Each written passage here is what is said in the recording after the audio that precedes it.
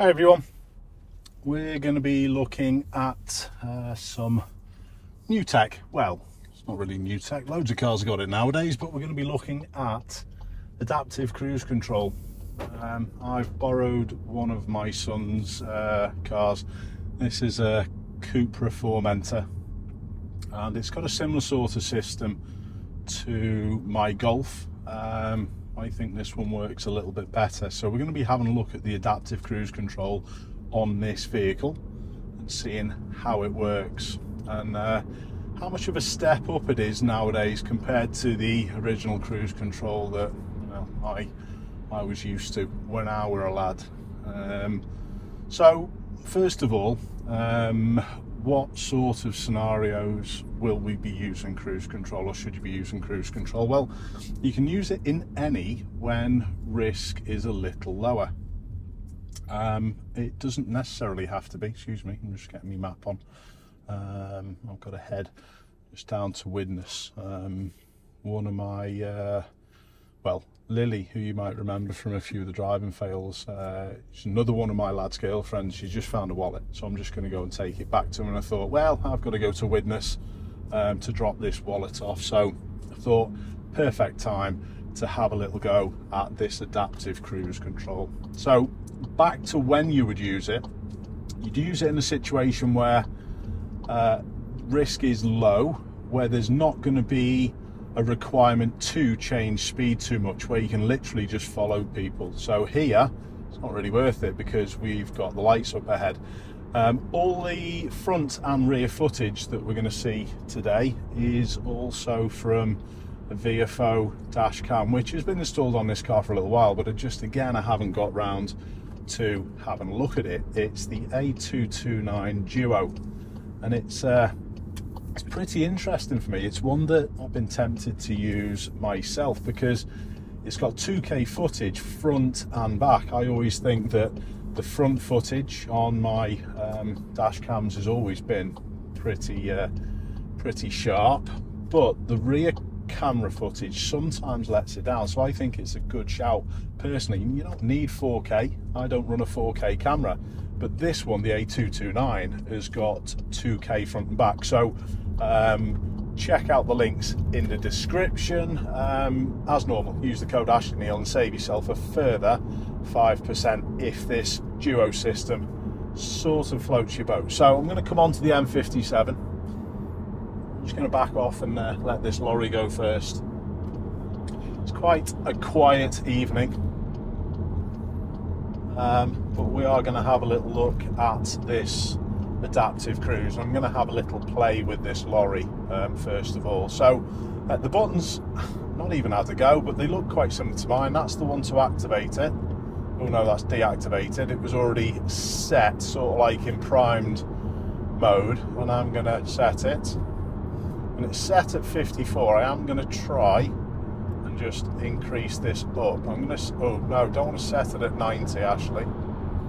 So if you press the buttons too much, it obviously whizzes up 5 at a time, and that's a little close for me. So I suspect this button is the one to give yourself a bit bigger distance, and it is still a little bit close. I'm just going to set it to the furthest it can be away and just see what it's like.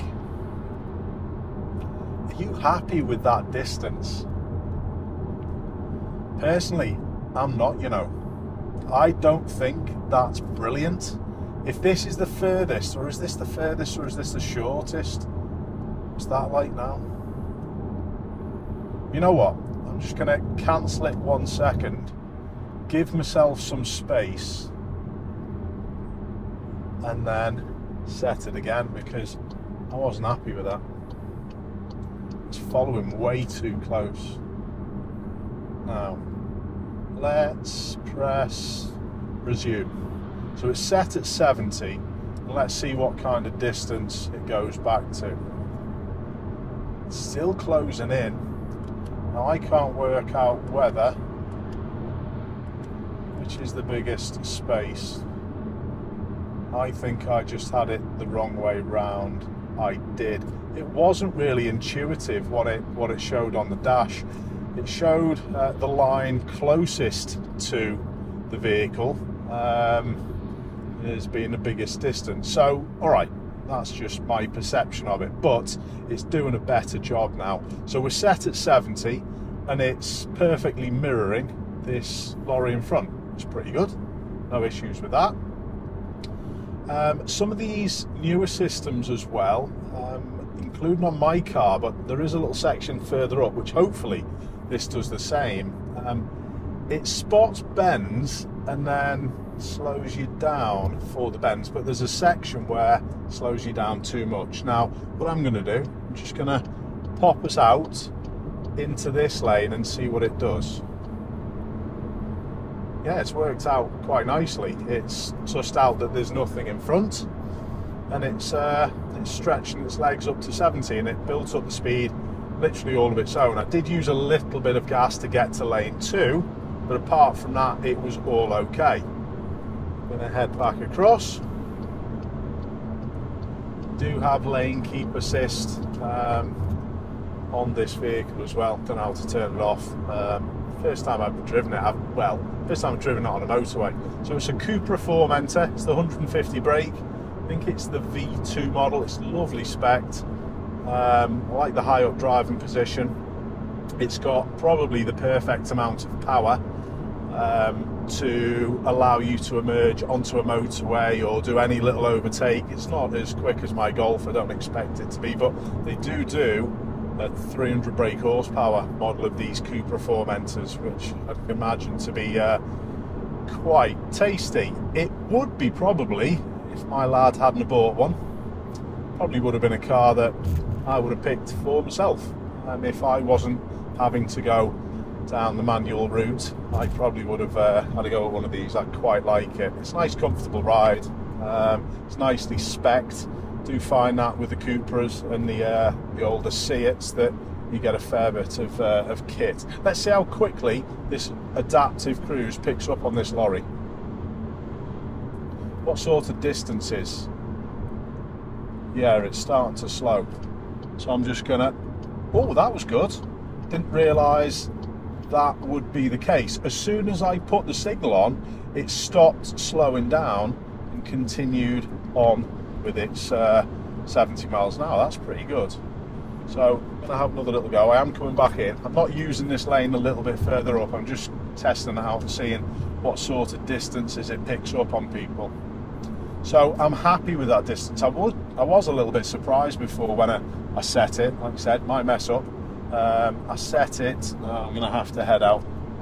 I set it to its shortest distance. I can't see how anyone would think that's comfortable, but the car's obviously capable of doing that, but it's not something that I would ever advise. So if you think about the scenario that we've had down this motorway, it's been a nice clear stretch. Adaptive cruise control though does allow you to use it in a little bit busier conditions, because it senses by the radar in the front grille. It's just below the front grille on this car. It senses obviously the vehicles and then adapts speed. So you could really have this on for a couple of 100 miles comfortably, and it would mean that you might not have to do much. Obviously on the motorway there's going to be little risks with people coming from the side, apart from maybe junctions that are joining. I've not had any messages up on the dashboard about bends. This little section a little bit further up here, after we go past this junction, is where my car has a little bit of a coronary and tries to get me to do 28. And that's the problem with this modern tech. Let's see what this does. It says bend ahead 44. It's slowing me down. I'm overriding it, I'm sorry, because we've got this BMW catching us quick. So even though you have adaptive cruise control on, it's massively important to be ready to override. You can override as normal in all different ways. You can use your acceleration, use your brake, that will turn it off. You can press the button. I'm just going to pop us out. You can press the button that sets it, and that just pauses it for a little moment, doesn't turn it all off. You actually have to press it twice. So you press it once to deactivate. I'm in control of the accelerator, and then I'd press it again to turn it off. But if you just press it once like I've done, then you press resume, then takes you back up to that speed. So the adaptive cruise control systems on these modern cars have come on a long way. It does have the ability to keep and help within lane. I tend to turn that off straight away in my car. In fact, I've recently done a video where I've coded my car where that is automatically turned off. I don't have to continually undo it as soon as I step in the car. I could probably do the same with this, to be honest, because it's a part of the Volkswagen group. I'll have to ask my lad to see whether he wants that doing on his car. But has your car got adaptive cruise control? How important is it to you when you're choosing a car? For me, it's one thing that I think I would probably tick on the options box first, especially if I was doing a fair bit of these motorway miles. Although I don't do loads nowadays, it would be something that I would probably tick straight away. I think it does take away that cognitive load. Still doesn't mean you can't pay attention, or you don't have to pay attention, but it just allows you a little bit more relaxing journey, I think. Let me know what you think in the comments. What's your thoughts on the VIOFO A229? What's the footage been like? It's sort of like these half-light conditions. It is 20 past 8 at night, so we are getting a little bit darker now. There was a little bit of brighter stuff a little bit before where we could see some sunlight. We'll have a little look on what that footage was like. You've obviously already seen it. If not, I'll replay it now. But yeah, we'll have a little look at that footage. Is that dash camera with the 2K footage at the back something that would interest you? Problems and incidents often come from behind, not always necessarily in front, so I think it's quite important to have equal footage front and back, and it's a good idea in my opinion from VIOFO. I'd like to thank them for sending me this camera. It is a sponsored advert because they've sent me this free of charge. And don't forget, please support the channel. Check out the links in the description. CUPRA Formentor, I like it. Keep safe everyone, I'll see you soon.